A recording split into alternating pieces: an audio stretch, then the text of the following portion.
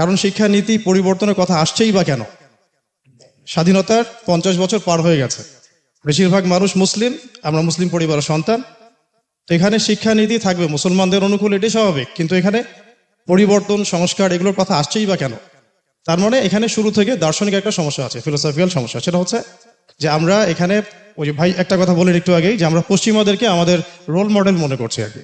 তো এখানে মূল সমস্যাটা হচ্ছে যে আমরা পশ্চিমাদের দাসত্ব, এখানে একটা শুধু শিক্ষাক্ষেত্রে দাসত্ব না, আমরা এখানে পুরো তাদের দর্শনগুলোকে কপি করছি। এবং আমরা মৌলিক কয়েকটা পয়েন্টে এখন একমতে পৌঁছাতে পারি নাই পুরো জাতি, যে আল্লাহ রব্বুল আলামিন আমাদের সৃষ্টিকর্তা। আল্লাহ রব্বুল আলামিন সর্বশেষ নবী মুহাম্মদ সাল্লাল্লাহু আলাইহি ওয়াসাল্লামকে সর্বজ্ঞানী মানুষ করে পাঠিয়েছেন, এবং আল্লাহ রব্বুল আলামিন স্বয়ং হচ্ছেন জ্ঞানের মূল উৎস। আমি যদি কোরআন থেকে বলি, আল্লাহ রব্বুল আলামিন বলেছেন ওয়াল্লামা আদম আল আসমাআ কুল্লাহা। আল্লাহ রব্বুল আলামিন আদম আলাইহিস সালামকে সৃষ্টি করে তিনি নিজে, সুবহানাল্লাহ, আল্লাহ পাক নিজে আদম আলাইহিস সালামকে সব নাম শিক্ষা দিয়েছেন। মানে আমাদের রব আল্লাহ রব্বুল আলামিন নিজেই হচ্ছেন জ্ঞানের মূল উৎস। তাহলে আল্লাহ রব্বুল আলামিনের সাথে সম্পর্ক না করে কোথা থেকেই বা আমরা জ্ঞান পাব? তাহলে আমরা এখন জ্ঞান অর্জন করতে যাচ্ছি পশ্চিম থেকে, অথচ আল্লাহ সুবহানাহু ওয়া তাআলা নিজেই জ্ঞানের উৎস। এরপরে আমরা দেখছি যে সেই জ্ঞানের মানদণ্ডে আমাদের পিতাকে আল্লাহ রাব্বুল আলামিন ফেরেশতাদের সামনে সম্মানিত করেছেন, সিজদা করতে বলেছেন। আমি এখানে সবগুলো কোটেশন বলতে সময় পাচ্ছি না, তো বলা উচিত হবে না, এখানে সবাই জানেন মাশাআল্লাহ। আর কথা হচ্ছে আল্লাহ পাক বলছেন এটাও যে তোমরা কিছু জানতে না, আমি তোমাদেরকে জ্ঞান শিক্ষা দিয়েছি, তোমরা কিছু জানতে না। ইকরা বিসমি রাব্বিকাল্লাযী খালাকের পরে আপনারা পড়বেন আল্লামাল ইনসান মা লাম ইয়ালাম। আল্লাহ পাক মানুষকে সেই জ্ঞান শিক্ষা দিয়েছেন যা মানুষ জানতোই না। তাহলে জ্ঞানের মূল উৎস যিনি, তার সাথে যদি আমাদের সম্পর্ক না থাকে, শিক্ষানীতিতে যদি তার সাথে আমাদের মূল কানেকশন না থাকে, কিভাবে আমরা জ্ঞানী হতে পারি? জ্ঞানের সাথে আরো সম্পর্ক আছে আদবের। আমরা দেখছি এখন পুরো শিক্ষা সিস্টেম থেকে আদব উঠে যাচ্ছে, ইভেন ইনক্লুডিং অনেক মাদ্রাসা থেকেও। কোনো কোনো ক্ষেত্রে আমরা বেয়াদবি লক্ষ্য করছি অনেক ক্ষেত্রে। জ্ঞানের সাথে সম্পর্ক তাজকিয়ার, আত্মশুদ্ধির, যেখানে একজন মানুষ সার্টিফিকেট অর্জন করছে কিন্তু অন্যের উপর জুলুম করছে, সে কিভাবে জ্ঞানী হতে পারে? সেখানে আত্মশুদ্ধির প্রশ্ন উঠবে। আরো ব্যাপার আছে এখানে। যখন আমরা একটা বিষয়ে একমত হয়ে যাই যে হ্যাঁ, আমরা যারা মুসলিম, আমরা আল্লাহকে বিশ্বাস করি, তার রাসূলকে বিশ্বাস করি, আসমানি কিতাবে বিশ্বাস করি, আমাদের জন্য এখন সমস্যাটা সলভ করা অনেক সহজ। আমাদের জন্য এখন প্রবলেমটা যেহেতু আমরা ফাইন্ড আউট করতে পেরেছি, সমস্যার সলিউশনটা কি? একটাই কাজটা হচ্ছে আমাদেরকে সেই স্বর্ণযুগের আদলে, মুসলিমদের স্বর্ণযুগের আদলে এমন একটা শিক্ষানীতি প্রণয়ন করা, যেখানে আমার ছেলে মাশাআল্লাহ একজন ইমাম হবে, পাশাপাশি সে একজন জেনারেল শিক্ষিত ভালো মানুষ হিসেবে পরিণত হতে পারে।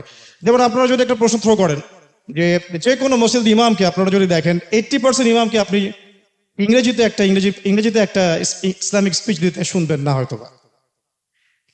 কেন পারবেন না তিনি? আবার একই সাথে কোনো পলিটিশিয়ানকে আপনি দেখছেন না, ইল্লা মাশাআল্লাহ, আল্লাহ যদি চান তাহলে হতে পারে, কেউ নামাজের ইমামতি করতে পারছেন না। তাহলে সমস্যাটা কিন্তু, আমি নিজেই সমস্যার একটা রোল মডেল। ধরেন আমি একজন জেনারেল ব্যাকগ্রাউন্ডের মানুষ, আমি 15-20 বছর পড়াশোনা করেছি। এখন 15-20 বছর পড়াশোনা করার পরে আমি কোরআনটুকু তেলাওয়াত করতে পারছি না, আমি 10টা হাদিস বলতে পারছি না, 10টা সূরা অনুবাদ করতে পারছি না। তাহলে প্রবলেমটা তো আমরা নিজেরাই। প্রবলেমের যে শেকড় বা প্রবলেমের যে একটা দৃষ্টান্ত, এটা আমরা নিজেদের দিকে তাকালেই বুঝতে পারবো। একই সাথে আমরা যদি দেখি মাদ্রাসা ব্যাকগ্রাউন্ডের অনেক মানুষ, তাদেরকে যদি আপনারা জিজ্ঞাসা করি যে ইকোনমিক্সের এই বিষয়গুলো বোঝেন কিনা, জিওপলিটিক্সের এই বিষয়গুলো বোঝেন কিনা, দেখা যাবে মেজরিটি সংখ্যকই এই বিষয়গুলো বুঝতে পারছে না। তাহলে প্রবলেম কিন্তু স্পষ্ট। প্রবলেমটা কি তাহলে? প্রবলেমটা হচ্ছে শিক্ষার মেরুকরণ। আমাদের এখানে চলছে একটা দ্বিমুখী শিক্ষার একটা মেরুকরণ চলছে। শিক্ষা ব্যবস্থা একমুখী না, এটা মেরুকরণ। যারা মাদ্রাসা ব্যাকগ্রাউন্ডে পড়াশোনা করছে তারা জেনারেল শিক্ষার অনেকটাই শিখছে না, অনেকটাই অল্প কিছু শিখছি, কিন্তু এটা এই ওয়ার্ল্ডকে ডিল করার জন্য মোটেও যথেষ্ট না। আবার যারা আমরা মাদ্রাসা শিক্ষায় শিক্ষিত হচ্ছি, জেনারেল শিক্ষায় শিক্ষিত হচ্ছি, তাদেরকে দেখা যাচ্ছে পেটে বোম মারলেও একটা হাদিস বের করতে পারছেন না। পেটের মধ্যে একটা যদি বোমও ফেলেন, একটা হাদিস এবারও সহ সে বলতে পারছে না। আমরা নিজেরাই কিন্তু এখানে এক্সাম্পল, অনেকেই এটা ভুক্তভোগী আমরা। এখন আমাকে বলেন যে সেই ব্যক্তি যদি আলেম হতে চায়, তার কোনো রাস্তা খোলা নাই কিন্তু তার সামনে, সে কিন্তু আবার 15 বছর পিছনে গিয়ে মাদ্রাসায় ভর্তি হতে পারবে না।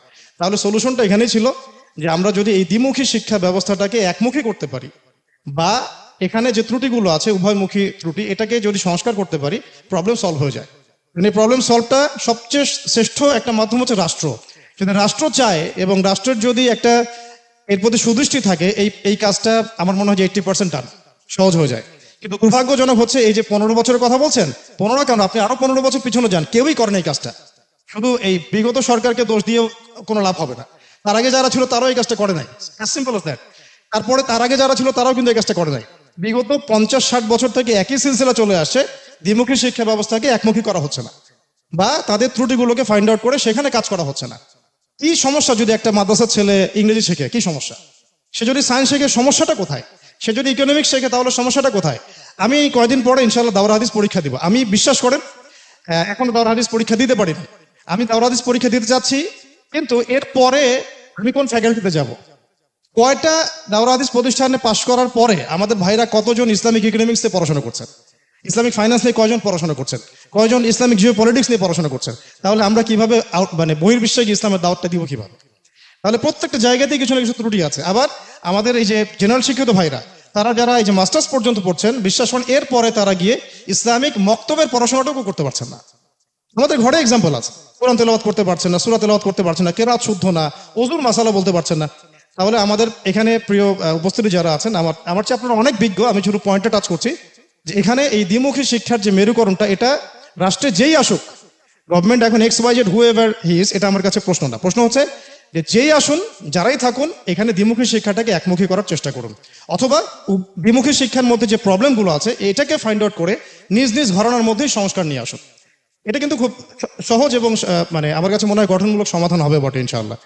আর এটা করাটার জন্য আমি কয়েকটা জাস্ট আমার পক্ষ থেকে কয়েকটা নোট লিখে আনছি। আমি বলছি যে দুটো পদ্ধতি এখানে খুব মানে ফলপ্রসূ হতে পারে। যে মাদ্রাসা শিক্ষা ব্যবস্থায় যে কারিকুলামটা আছে, এই কারিকুলামটার মধ্যে যে জেনারেল শিক্ষার প্রয়োজন, এই প্রয়োজনীয়তা পূর্ণ এই সাবজেক্টগুলোকে অ্যাড করে দেওয়া যায়, এটা একটা কিন্তু সহজ সমাধান হতে পারে। অথবা আমাদের এই যে জেনারেল শিক্ষিত ভাইদের যে কারিকুলামটা, এই কারিকুলামের মধ্যে একদম প্লে থেকে নিয়ে মাস্টার্স পর্যন্ত গ্র্যাজুয়ালি ইসলামিক শিক্ষাটাকে কিন্তু অ্যাড করা যায়। কিন্তু এখানে আরো প্রশ্ন আসবে। আমরা এই তাত্ত্বিক কথাবার্তা বলছি, হয়তো এখানে আসছি বসছি, এই কথাগুলো উপর মহল পর্যন্ত যাবে, তারপর দেখা যায় আবার ঠান্ডা হয়ে যায়। ফেসবুকের যুগ, স্ক্রল করতে থাকে, 5 মিনিটের মধ্যে সব মাথা থেকে গায়েব হয়ে যায় মানুষের। কথা হচ্ছে এই কথাগুলোর ইমপ্লিমেন্টটা কোথায়? এরকম আমাকে একটা প্রতিষ্ঠান বাংলাদেশে দেখান যেখানে প্লে গ্রুপ থেকে নিয়ে একেবারে মাস্টার্স পর্যন্ত জেনারেল এবং ইসলামিক এই দুটো এডুকেশনটাকে কম্বাইন্ড করে একটা সিলেবাস দেওয়া হয়েছে। বাংলাদেশে আমাদের ভাইরা এখানে আছে, প্রকাশনা সংস্থার অনেক ভাই আছেন। আমি যদি বলি যে ঢাকায় আমি একটা জায়গায় কিনেছি, এত বিঘা, এখানে কনস্ট্রাকশন দাঁড় করিয়েছি, এখন আপনারা কি আমাকে প্লে থেকে নিয়ে মাস্টার্স পর্যন্ত একটা গঠনমূলক সিলেবাস দিতে পারবেন? প্রত্যেকটা ক্লাসে আমি কোন কোন বই কোন কোন বাচ্চাকে পড়াবো? না, আমার কাছে কিন্তু নাই। কোন কোন ক্লাসে আমি কোন কোন বই কোন কোন বাচ্চাকে, মানে কোন সেমিস্টারে কি পড়াবো, কোনো গঠনমূলক সিলেবাস কিন্তু নাই। মালয়েশিয়াতে আছে, সৌদি আরবে আছে, ইউনাইটেড কিংডমে আছে, ইভেন অস্ট্রেলিয়াতে আছে। এখন দেখা যাচ্ছে আমেরিকার মতো কান্ট্রি এগুলো লঞ্চ করছে, কিন্তু আমাদের দেশে এখন পর্যন্ত আমরা এমন কোনো সিলেবাস লঞ্চ করতে পারলাম না যে আমার বাচ্চাকে আমি প্লে থেকে মাস্টার্স পর্যন্ত পড়াবো। প্রত্যেকটা ক্লাসে সে ইসলামিক বইগুলো পড়বে জেনারেলের সাথে সাথে। কোনো কারিকুলাম, কোনো সিলেবাস, তাত্ত্বিক কথাবার্তা আমরা বন্ধ করি। আসেন মূল জায়গাটাতে আসি। আমাদের কাজ আমি শেষ করে দিয়েছি 2 মিনিটে জাস্ট। মূল কথাটা হচ্ছে, যদি মাদ্রাসা শিক্ষার মধ্যে আমরা জেনারেল সাবজেক্টগুলোকে, উপকারী সাবজেক্টগুলোকে অ্যাড করতে পারি, সমস্যা অনেকটা সলভ হয়ে যায়। আরেকটা হচ্ছে, যদি আমরা এই ইসলামিক কারিকুলামের মধ্যে উপকারী জেনারেল শিক্ষাগুলোকে অ্যাড করতে পারি, সমস্যা আরেকটা হাত ঠিক হয়ে যায়। আর যদি এই দুটো আমরা রাষ্ট্রীয়ভাবে করতে না পারি, তাহলে অন্তত পক্ষে আমাদের মধ্যে যারা শিক্ষা নিয়ে চিন্তা করি, আমাদের প্রজন্মের ভবিষ্যৎ নিয়ে আমরা চিন্তিত, তাদের উচিত হবে অ্যাটলিস্ট বেসরকারিভাবে এমন কিছু প্রতিষ্ঠান প্রণয়ন করা বা প্রতিষ্ঠা করা, যেখানে ফ্রম দ্য ভেরি বিগিনিং তো মাস্টার্স পর্যন্ত আমাদের ছেলেরা যেন জেনারেল এবং ইসলামিক শিক্ষাটাকে একসাথে পায়। যদি এটা করতে পারি আমরা, আজকে রেজাল্ট না পেলেও ইনশাআল্লাহ আমরা আগামী 20 বছর পরে ইনশাআল্লাহ এমন একটা প্রজন্ম পাবো, যে প্রজন্ম ছেলেরা ইনশাআল্লাহ পাইলটও হবে, প্লাস হাফেজও হবে, তাফসিরও করবে ইনশাআল্লাহ। এগুলো তাত্ত্বিক কথা না, আমি যেটা বললাম এই যে স্বপ্নটার কথা, এটা তাত্ত্বিক কথা না, এটা ইসলামের স্বর্ণযুগে হয়ে আসছে। এমন কোন ইমাম ছিলেন না যিনি একাধারে হাফেজ, দার্শনিক, আপনার আলেম, তাফসির কারক, মুহাদ্দিস এমন ছিলেন না। প্রত্যেকটা জ্ঞানতাত্ত্বিক শাস্ত্রে দক্ষ ছিলেন। এই যুগটা কিন্তু আমরা পার করে আসছি। লাস্ট 200 বছর 300 বছর আমরা যা দেখছি, এটা আমাদের চোখের সামনে মনে হচ্ছে এটাই বাস্তব। আসলে আপনারা যদি সালাফদের যুগগুলো দেখেন, উমাইয়াদের খেলাফত দেখেন, আব্বাসীয় খেলাফত দেখেন, বাগদাদের সেই শাসনগুলো দেখেন, দেখবেন যে এই জ্ঞান বিজ্ঞানের সূতিকাগার আমরাই করে দিয়েছি। তাই আমি যে কথাগুলো বলছিলাম যে এগুলো জাস্ট তাত্ত্বিক কথাবার্তার মধ্যে রাখলে হবে না, প্র্যাকটিক্যালি ইমপ্লিমেন্ট করতে হবে। আল্লাহ পাক যেন ওই কাজটা আমাদের করে দেখানোর তৌফিক দান করে। আমরা এটা দোয়া করছি আজকে এখান থেকে, যে আল্লাহ পাক আমাদেরকে যেন করে দেখানোর তৌফিক দান করেন, যে এমন কিছু শিক্ষা প্রতিষ্ঠান এবং শিক্ষা সিস্টেম আমরা চালু করতে পারি, যেখানে আমার ছেলে দ্বিমুখী শিক্ষার মেরুকরণ থেকে বেরিয়ে ইসলামী শিক্ষাকে বুকে ধারণ করে ইনশাআল্লাহ কোরআন এবং হাদিসকে হাতে নিয়ে এই বিশ্বকে চ্যালেঞ্জ করতে পারবে ইনশাআল্লাহ। আল্লাহ পাক আমার সন্তানদেরকে কবুল করে নেন। আসসালামু আলাইকুম। এডুকেশন বা পেডাগজি আসলে আমার নিজের এরিয়া অফ এক্সপার্টিস না। আমার পড়াশোনা ইসলামিক ওয়ার্ল্ড ভিউ এবং পাশ্চাত্যের যে দর্শন, আধুনিক পাশ্চাত্যের দর্শন, এগুলোর কম্পারেটিভ অ্যাপ্রোচ নিয়ে। সো প্র্যাকটিক্যাল সলিউশন বা এরকম প্রস্তাবনা এটা মনে হয় আমার জন্য আসলে উচিত হবে না। আমি একটু জেনারেল অবজারভেশন বলার চেষ্টা করবো, যেটা আমার কাছে মনে হয় যে কোনো মিনিংফুল রিফর্ম যদি আমরা চাই সেটার জন্য হয়তো বা এগুলো পার্টিনেন্ট হতে পারে বা রেলেভেন্ট হতে পারে। কিছু কথা হয়তো বা একটু রেপিটেশন হবে, বাট কিছু রেপিটেশন মনে হয় দরকার আছে। ফাজাক কিনেন না ফাতে দিকরা দুটো পয়েন্টকে ধরে আমি বলি, এখানে আমাদের অনুষ্ঠানের শিরোনামে দুটো পয়েন্ট আছে, একটা হলো পতিত ফ্যাসিজম আর একটা হলো ইসলাম বান্ধব। এই দুটো পয়েন্টকে ধরে যদি বলি, ফ্যাসিজমের কিছু বেসিক ক্যারেক্টারিস্টিক্স থাকে। একটা হলো কাল্ট অফ পার্সোনালিটি, তারপর একটা হলো উগ্র জাতীয়তাবাদ, ইতিহাসের ভুল বয়ান, ডিহিউম্যানাইজেশন, এবং এই প্রত্যেকটা জিনিস এখনো চলমান আছে। আমরা কাল্ট অফ পার্সোনালিটি দেখছি, মুজিববাদী যে বয়ান, মুজিবকে নিয়ে যে ফেটিস, মুজিব ছাড়া আর কেউ নাই, 7ই মার্চ ছাড়া আর কিছু নাই, এই জিনিসটা এখনো চলমান আছে। উগ্র জাতীয়তাবাদী যে বয়ান আছে, যেটা বেঙ্গল রেনেসা থেকে আসছে, বাংলা নবজাগরণ থেকে আসছে, তারপর সিরাজুল আলম খানদের হাত ধরে আসছে, এটা পুরোপুরি এখনো আছে এবং এখানে মুসলিমরা এক্সক্লুডেড। আমরা রাজা রামমোহন রায়দের কথা পড়তেছি, কিন্তু তিতুমির, হাজী শরীয়তুল্লাহ, সাইয়েদ আহমেদ শহীদ, এই আলোচনাগুলো আমরা দেখতেছি না। ফকির মজনু শাহ, ওনাদের আলোচনাগুলো আমরা দেখতেছি না। সো হিন্দু বাঙালিদের বা কলকাতার সমাজ সংস্কারের আন্দোলন আছে, কিন্তু মুসলিমদের সংস্কারের আন্দোলনগুলোর কথা সেখানে নাই। সো এক্সক্লুশন আছে। ইতিহাসের ভুল বয়ান আছে, যেখানে ইসলাম এবং মুসলিমদের মুছে ফেলা হইতেছে। পাশাপাশি ডিহিউম্যানাইজেশন আছে, সেটা হলো যে মুসলিমদের প্র্যাকটিসকে, মুসলিমদের ইতিহাসকে, মুসলিমদের বিশ্বাসকে ইসলামোফোবিক লেন্সে দেখার যে ব্যাপারটা, সেটা আছে। এবং এই প্রত্যেকটা জিনিস এখনো বিদ্যমান, এবং এটা সবচেয়ে ভালো এক্সাম্পল হলো যে রাষ্ট্রের সাথে শেখ মুজিবকে মিলাই ফেলার যে ব্যাপারটা আছে, সেটা এখনো আছে। আপনারা দেখেন সচিবালয়, মন্ত্রণালয়ে এখনো মুজিবের ছবি আছে, সেটা সরানো যাচ্ছে না। সো এই ব্যাপারগুলো আছে। সো এটা আমার কাছে মনে হয় যে কোনো ধরনের সংস্কারের জন্য এই ব্যাপারটাকে বোঝা দরকার আছে। পাশাপাশি ইসলাম বান্ধব কেন, সেই জায়গাতে কিছু কথা, সেটা হলো আত্মপরিচয়ের একটা সংকট আমার মনে হয় আমাদের দেশের মধ্যে রয়ে গেছে, এটা কোনো সলিউশন হয় না। ধরেন একটা জাতিগোষ্ঠী বা একটা জনগোষ্ঠী একটা শক্তিশালী সমাজ নির্মাণ করবে, সভ্যতা নির্মাণ করবে, এই জন্য তার মধ্যে একটা কোর জায়গায় একমত হইতে হয়। এটা ইবনে খালদুন আসাবিয়া বলছেন, হেগেল বলছেন ফোলকস রাইস্ট, এমিল দুরখেম বলছেন ন্যাশনাল কালেকটিভ কনসিয়াসনেস। আলটিমেটলি কথাটা একই, আপনার একটা জায়গায় একমত হইতে হবে, একটা পরিচয়কে আঁকড়ে ধরতে হবে, একটা বিশ্বাসকে আঁকড়ে ধরতে হবে, যেটার ভিত্তিতে আপনি পৃথিবীতে হাজির হবেন। সেই জায়গাটা আমার কাছে মনে হয় যে আমাদের এখানে এটা হয় নাই। বাঙালি জাতীয়তাবাদকে ধরে রাখা হচ্ছে, যেটা বেসিক্যালি কলকাতা থেকে আসা একটা জিনিস, এবং এটাতে ইসলাম এবং মুসলিমদের জায়গাতে হবে হয় নাই, এবং এটা কোনো সলিউশন আসলে হয় নাই। অনেকে এখানে বলেন যে বাঙালি বনাম বাংলাদেশে একটা বিতর্ক আছে, বাট আমার কাছে মনে হয় যে বাংলাদেশি যে পরিচয়, এটা আপনি 71 থেকে শুরু করেন, এটা আসলে ওই জিনিসটা আপনাকে দিতে পারবে না।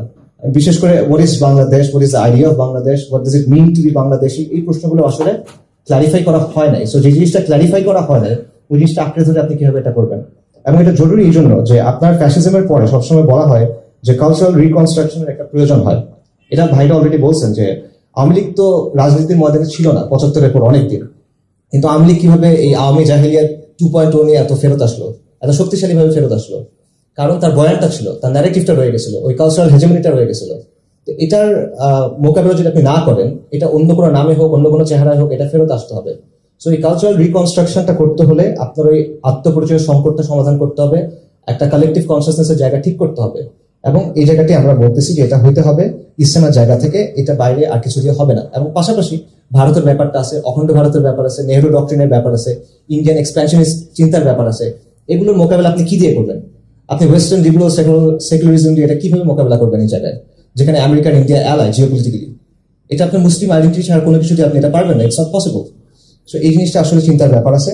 পাশাপাশি পাশ্চাত্যের অন্তর্ভুক্তিকরণের কথা ভাইরা বলছেন, আমাদের এখানে বেসিক্যালি এলজিবিটি ভোগ আইডিওলজি, যেগুলো অলরেডি ওয়েস্টে চ্যালেঞ্জ, সেগুলো একদম কপি পেস্ট করে দিয়ে দেওয়া হচ্ছে এনজিওদের প্রেসক্রিপশনে। বন্ধু সোশ্যাল ওয়েলফেয়ার, ব্র্যাক, এদের মতো লোকজন বইয়ের চ্যাপ্টার লিখতেছে, এগুলো বাস্তবতা। এগুলো চেঞ্জ হবে কিনা, এটা আসলে আমরা এখনো নিশ্চিত হতে পারতেছি না। আমরা এই জিনিসটা বোঝার দরকার আছে। পাশাপাশি ওয়েস্টের ব্যাপারে ক্রিটিক্যাল অ্যাপ্রোচ নেওয়া, যে ওয়েস্টের সবকিছুই আমরা বিনা প্রশ্নে গ্রহণ করবো কিনা। ভাই যেটা বলতেছিলেন যে এখানে একটা আদর্শের ব্যাপার আছে, ফিলোসফিক্যাল জায়গার ব্যাপার আছে, এই ব্যাপারে বিভিন্ন আলোচনা আছে। For example, Ismail Faruqi Islamization of নলেজের আলোচনা করছেন, sir Naquib al Attas dewesternization of নলেজের কথা বলছেন। এই ব্যাপারগুলো আমার মনে হয় চিন্তা করার এবং বোঝাপড়ার কিছু প্রয়োজন আছে। ফাইনালি, এথিক্যাল এবং মরাল ক্রাইসিস একটা আমাদের সমাজের মধ্যে আছে, যেটা আমাদের এই সেকুলার এডুকেশন আসলে সলভ করতে পারতেছে না। আমাদের সমাজে মানে এটা যদি একটা গ্রাফ চিন্তা করেন, এটা ডাউনওয়ার্ড স্লোপিং, এটা কন্টিনিউলি ডাউনওয়ার্ড স্লোপিং, আমাদের এথিক্যাল এবং মরাল জায়গাটা। তো এই জায়গাটা আপনি কি দিয়ে ফিল আপ করবেন? এটাকে আপনি বাঙালি জাতীয়তাবাদ বা এই ধরনের কোনো কিছু দিয়ে ফিল আপ করতে পারবেন? তো এখানেও মনে হয় ইসলামের জায়গাটাই আসলে আমাদের ঘুরে ফিরে আসতে হচ্ছে এবং সেটা ইন্টিগ্রেট করতে হচ্ছে। ফাইনালি আমি যেটা বলবো সেটা হলো যে প্রপার পেডাগজিক্যাল কোনো অ্যাপ্রোচ আমার কাছে মনে হচ্ছে যে নেওয়া হচ্ছে না। যে আমাদের যে শিক্ষা কমিশন করা হচ্ছে সেখানে আমরা দেখতেছি কিছু সেকুলার ইন্টেলেকচুয়ালস আছেন, কিন্তু তারা আসলে পেডাগজির লোক তো না। তো এই জিনিসটা আসলে কেন হচ্ছে এটা ক্লিয়ার না। এবং তাদের চিন্তা ভাবনার জায়গাতেও যখন বলা হচ্ছে যে এরা তো আসলে ওই চিন্তাগুলোই ধারণ করেন যেগুলো আগে প্রতিবাদ করা হচ্ছে, তখন বলা হচ্ছে যে আমাদের কথা বলতে দেওয়ার সুযোগ নাই। বলা হচ্ছে যে টিআইবি থেকে ফর এক্সাম্পল বলা হয়েছে যে মৌলবাদীরা সরকারের সাথে আঘাত করছে বা সরকার মৌলবাদীর সাথে আঘাত করছে, যখন শিক্ষা কমিশনের কিছু বিতর্কিত মানুষকে নিয়ে প্রশ্ন তোলা হয়েছে। সো এখানে সিস্টেম্যাটিক ইসলামোফোবিয়ার একটা ব্যাপার আছে, যে মুসলিমরা যখনই সমাজে তার বিশ্বাসের জায়গা থেকে কথা বলতেছে তখন বলা হচ্ছে যে এটা আসলে মানে মৌলবাদ, উগ্রবাদ, এটসেট্রা এটসেট্রা। সো এই ব্যাপারগুলো আমার কাছে মনে হয় চিন্তা করার দরকার আছে যদি আমরা আসলে কোনো মিনিংফুল সংস্কারের কথা চিন্তা করি। Thank you.